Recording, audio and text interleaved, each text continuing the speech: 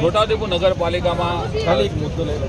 Direct કરાર દો ને તો એડ કરી લીજો યાર. તમે બધાએ જોયું હશે, તમે સૌએ જોયું હશે, બરોડા જિલ્લા પ્રમુખ સતીશ નિશાળિયા દ્વારા કરજણ નગરપાલિકામાં મંચ પરથી ખુલ્લી ધમકી આપવામાં આવી છે મતદાતાઓને કીધું તમે ભાજપને મત નહીં આપશો તો તમારા બધા ઝૂંપડાઓ અમે તોડાવી દઈશું. છોટાઉદેપુર નગરપાલિકાઓમાં પણ ગેરકાયદેસર મોટા બિલ્ડિંગો બની ગયા છે, એમને કોઈ પૂછતું નથી. પણ નાના ઝૂંપડાવાળા, નાના નાલી ગલ્લાવાળા જે ધંધો કરે છે એવા લોકોને ખોટી રીતના પ્રશાસન હેરાન કરે છે.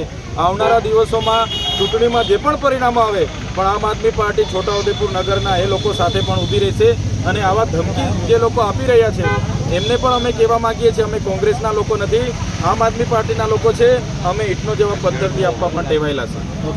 ચેતર વસાવાએ ખુલ્લી ચેલેન્જ કરી છે કે આમ આદમી પાર્ટીનો કાર્યકર ગભરાશે નહીં, ઈંટનો જવાબ પથ્થરથી આપીશું. એટલે આમ કહીએ કે ભાજપ સામ દંડ ભેદની નીતિ જે અપનાવીને જે ઉમેદવારોને હેરાન કરી રહી છે, જે ઉમેદવારોને દબાવવાનો પ્રયાસ કરી રહી છે, તેને ચેતર વસાવા પ્રાણ ફૂંકવા માટે, તેઓના ઉમેદવારોને પ્રાણ ફૂંકવા માટે મેદાને પડ્યા છે. રફીક ધણીવાલા, GSTV, છોટાઉદેપુર.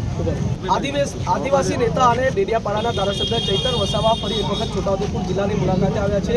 એમની સાથે સીધી વાત કરીએ. Chaitarbhai, wife of India Gujarati દિલ્હીમાં આમ આદમી પાર્ટીની અમે જ્યારથી સમર્થ થયા છે ત્યારથી ગુજરાતમાં ભાજપની સરકાર છે. અહીંયા છોટાઉદેપુરમાં નગરપાલિકા હોય, પંચાયતથી લઈને પાર્લામેન્ટ સુધી એમની સરકાર છે. પણ જે રીતના આ નગરપાલિકામાં એટલો બધો ભ્રષ્ટાચાર ચાલે છે, એમની ગ્રાન્ટોને સગે વગે કરવાનું કામ ચાલે છે, એમના ખાસ લોકો અહીંયા કોન્ટ્રાક્ટરો છે, એ લોકો કરોડોનો હવાલો કરીને જતા રહે છે. ત્યારે આ વખતે પારદર્શક વહીવટ આપવા માટે અમારા સાથીઓ બધા ઊભા છે, એમના સમર્થન માટે અમે અહીંયા આવ્યા છે. મોટી વિકાસની વાતો થાય છે, પણ આજે છોટાઉદેપુર જિલ્લામાં શિક્ષકોની ઘટ છે, શાળાઓની ઘટ છે. અહીંયા તુરખેડામાં મહિલા પ્રસૂતાથી પીડાઈને રસ્તે મરી જાય છે. આવા તો કેટલાય પ્રશ્નો આ વિસ્તારોમાં છે. અમે આ નગરપાલિકામાં સિવિલ હોસ્પિટલની મુલાકાત લીધી હતી.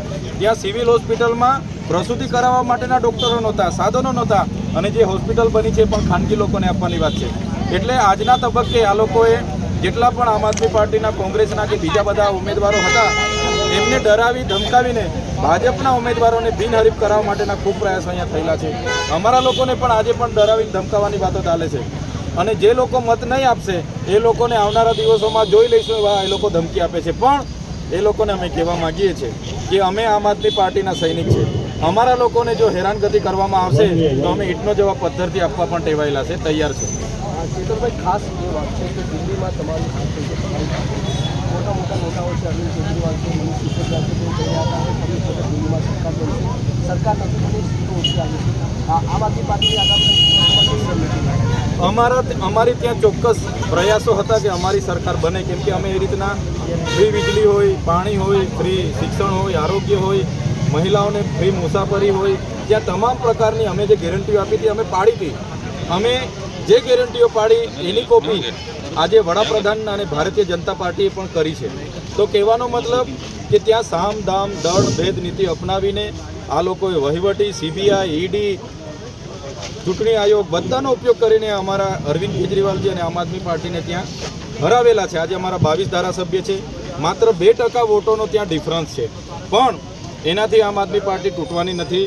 આમ આદમી પાર્ટી આજે પંજાબમાં 92 ધારાસભ્ય સાથે મજબૂત છે. આજે આમ આદમી પાર્ટીના 13 સાંસદો મજબૂત છે. આજે આમ આદમી પાર્ટીના સમગ્ર દેશમાં અમારા જેવા 120થી પણ વધારે ધારાસભ્યો મજબૂત છે. આવનારા દિવસોમાં તાલુકા, જિલ્લા પંચાયતો હશે કે વિધાનસભા હશે, આમ આદમી પાર્ટી પૂરી તાકાતથી લડશે. અને આ અમારા ટૂંકા ગાળા દરમિયાન એક હારનો સામનો કરવો પડ્યો છે, પણ અમે સંઘર્ષશીલ લોકો છે, ધૈર્ય સાથે આગળ વધતા રહીશું. છોટાઉદેપુર નગરપાલિકાની વાત કરીએ તો આમ આદમી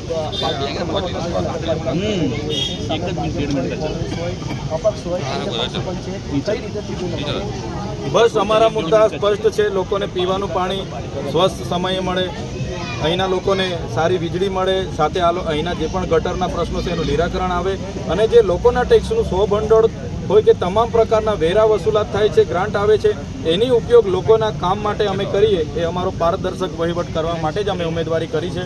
અને અમને પૂરો ભરોસો છે છોટાઉદેપુર નગરપાલિકાના લોકો પર કે આ વખતે અમારા ઉમેદવારો પર એ લોકો ભરોસો કરશે અને ચોક્કસ અમે પારદર્શક વહીવટ આપીશું.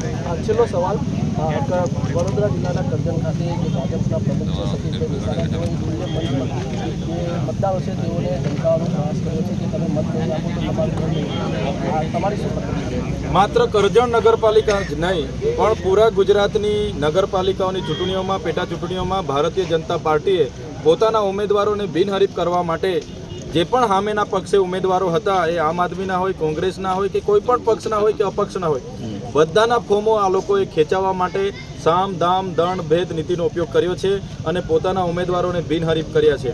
તો આ જ નીતિ એમની છે. જે સતીશ નિશાળિયા વડોદરા જિલ્લા પ્રમુખે કીધું કે જો તમારે ઝૂંપડા બચાવવાના હોય તો અમને ભારતીય જનતા પાર્ટીને મત આપજો, જો અમને મત નહીં આપશો, તમે દગો કરશો તો તમારા બધા ઝૂંપડા તોડી નાખવાની પણ અમે બધા ઝૂંપડા તોડાવવાની પણ પાવર અમે ધરાવે છે. આ ખુલ્લી ધમકી એ લોકો આપે છે. પણ અમે એવા લોકોથી ડરતા નથી. ભરૂચ લોકસભા પણ હું પોતે પૂરી તાકાતથી લડ્યો છું. થોડા વોટથી ત્યાં અમે થોડા માર્જિનથી હાર્યા છે, પણ અમારું મનોબળ ક્યાંય તૂટવાનું નથી. એમની સામે, એમની સરકારી મશીનરી સામે અમે લડીએ છીએ. ત્યારે અમારા એક પણ કાર્યકરને કે કોઈને છંછેડવામાં આવશે તો એનો જવાબ અમે ઈંટનો જવાબ પથ્થરથી આપવા પણ તૈયાર છે. એટલે અમે એનું મનોબળ પૂરવા માટે જ, અમારા સાથીઓના સહકાર માટે, સમર્થન માટે જ આજે પ્રચારમાં આવ્યા છીએ. તો આ હતા આદિવાસી